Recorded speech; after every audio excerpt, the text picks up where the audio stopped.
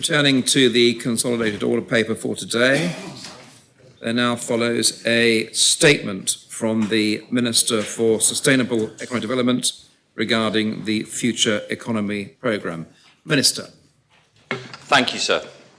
Sir, it's 3 years since the then Senator Farnham published the Outline Economic Strategy. 18 months ago, we published its successor, the Future Economy Programme. And we have now published a report on the progress across government to advance this work in the last year and a half. These 3 documents are milestones on a long journey, and I wanted to take this opportunity to remind members of exactly why the Future Economy Programme has been published and the challenges it seeks to address. The challenges are significant and complex. Like most economically advanced countries, our economic productivity has slowed, and our population is getting older. This means that if nothing changes, then the government and the states of Jersey will struggle to provide the services islanders expect. And so, to avoid this situation, we must strengthen our economy and significantly increase economic productivity.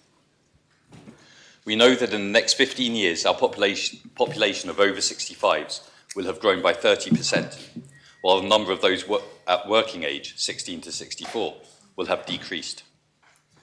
Members will know that this problem is not unique to Jersey. It's one shared across Europe, and it's felt particularly acutely in our neighbouring islands. The risks include having to raise taxes and cut essential public services. I'm sure that all members will agree these are enormous and pressing challenges which must not be kicked down the road for future generations to deal with. Instead, Jersey needs to act now to make those changes that will ensure the island is well placed to continue its success long into the future. At its core, the Future Economy Programme is about preparing our economy today so that it can meet the needs of future generations. That is, to develop the economy in a sustainable manner. The wide range of initiatives which are set out in the FEP can be put into 3 groups. Some are aimed at ensuring that our public sector is right-sized and as effective as possible. Others are aimed at enabling the private sector to improve its productivity, which in turn will strengthen the profitability and resilience whilst minimising the need for inward migration. The third group of initiatives are aimed at finding alternative sources of revenue, thereby creating new career paths that ensure Jersey remains attractive to young people, and at the same time ensuring that we are not forced to raise taxes that would make the island economically less attractive.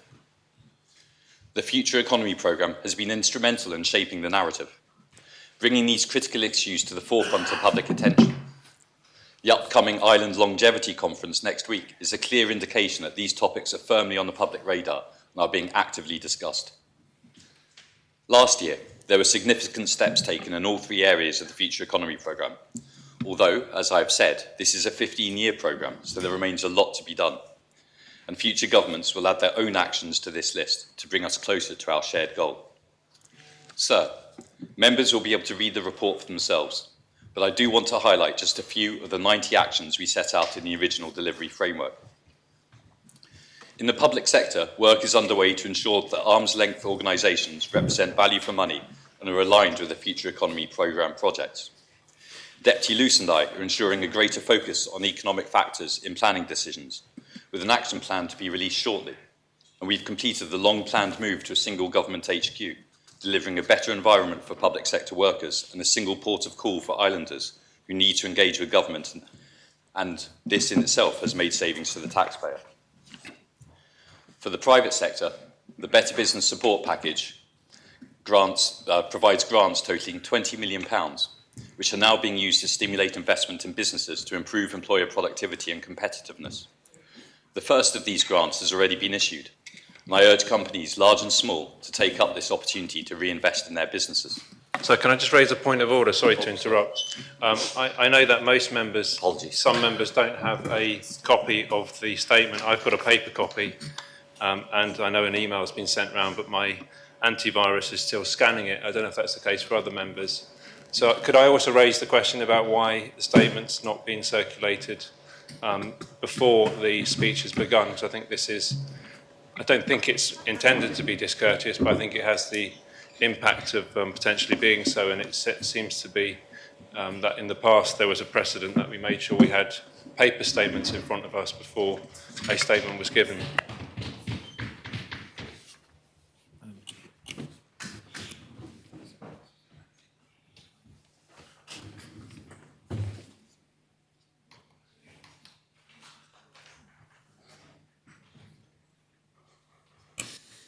Yes, there's nothing in standing orders in relation to this. Obviously, it's helpful with a lengthy statement like this to have it sooner rather than later.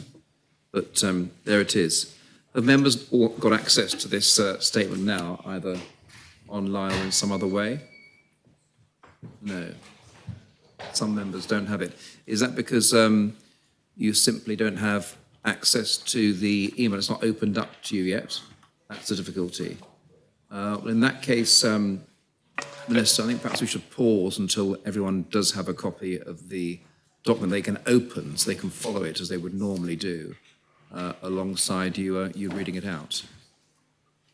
So that being the case, I propose to briefly adjourn until all members have it available in front of them on their screens. So I think certainly on my screen it's come through, but if members want to check, no. It was circulated by the Grefs at 19 minutes past 2 by email attachment. Yes, it sometimes take a while. It does take a while for these to open. So I will we'll adjourn until all attachments are open and all members can read the document. If I may just say, because I know fingers will be pointed my way, but my understanding is the statement was provided to the Gref yesterday for distribution. That's my understanding. So. Yes, all right. I'll look into that.